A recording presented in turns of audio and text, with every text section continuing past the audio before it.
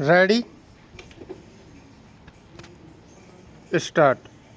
महोदय, दूसरे शब्दों में आर्थिक, व्यापारिक, निवेश और तकनीकी कारणों से द्वितीय महायुद्ध के बाद और शीत युद्ध के दौरान एशिया के देशों में पुनः धुंधलापन पैदा हुआ।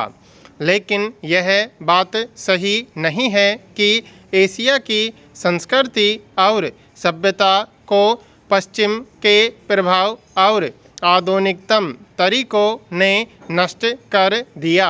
हाँ, एक धक्का जरूर दिया, पर समय समय पर एशिया का यह रूप, एशिया की यह सभ्यता और संस्कृति बलशाली तरीके से उदयमान होती दिखाई देती है।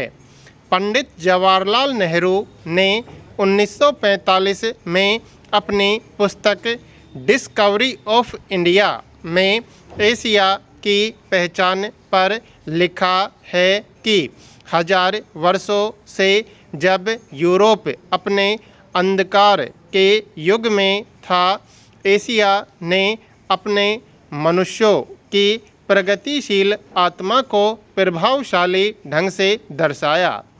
उन्होंने यह विश्वास भी जताया कि एशिया की संस्कृति और सभ्यता यूरोप की संस्कृति और सभ्यता से अधिक प्राचीन है। आज के दिनों में भी चीन के नेता अपने यहाँ आध्यात्मिक क्रांति की बात करते दिखाई देते हैं और अपने आर्थिक विकास को भी प्रतिबिंबित करते हैं। मलेशिया के प्रधानमंत्री भी बड़े गर्व के साथ मलेशिया के रास्ते की बात करते हैं और आधुनिकता और पारंपरिक संस्कृति के मिश्रण से मलेशिया का विकास करना चाहते हैं। भारत के प्रधानमंत्री भी मध्य मार्ग की बात करते हैं, जिसको वे भारत का पारंपरिक विचार कहा करते हैं। वियतनाम के यशस्वी नेता भी साम्यवादी विचारधारा को पारंपरिक सहिष्णुता के अनुसार ढालना चाहते थे।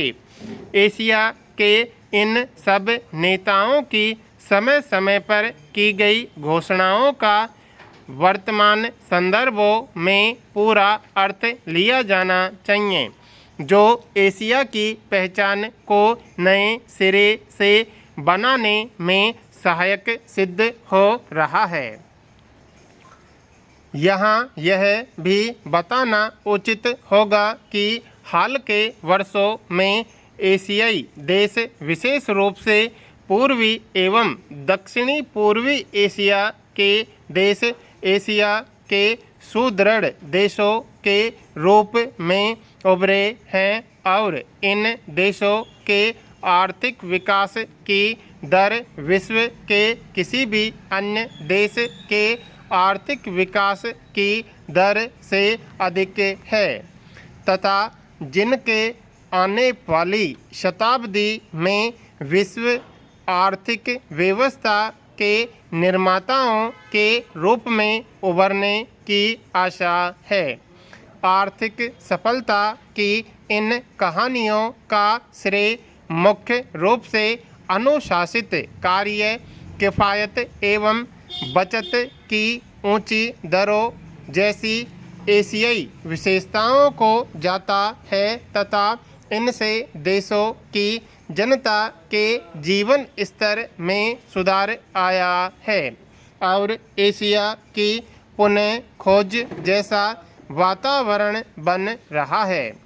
एशिया के देशों में अब आपसी भाईचारे की भावना उभर रही है और इससे ये देश परस्पर निर्भर हो रहे हैं तथा शीत युद्ध के प्रभाव से मुक्त होते जा रहे हैं।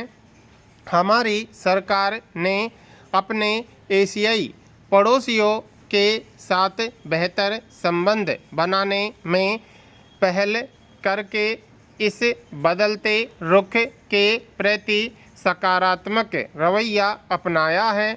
इन सब प्रश्नों का जवाब आज उपलब्ध नहीं है, लेकिन शनय शनय इन प्रश्नों में ही इसके उत्तर मिलेंगे।